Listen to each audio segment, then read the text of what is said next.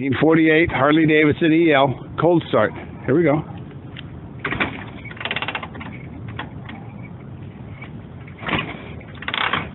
As usual, it needs a full kick, 2 of them, full choke, get some fuel, readjust the carburetor, set the timing correctly, and here's the whole go right here.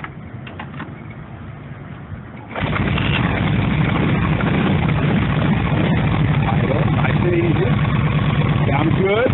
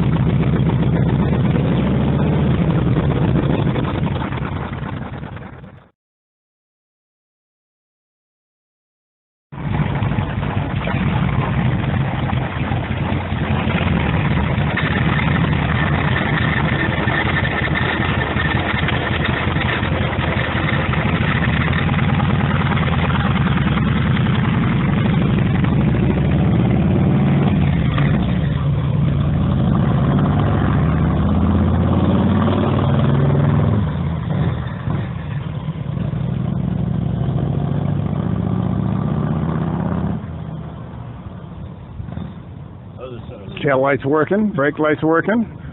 Driving on the wrong side of the street.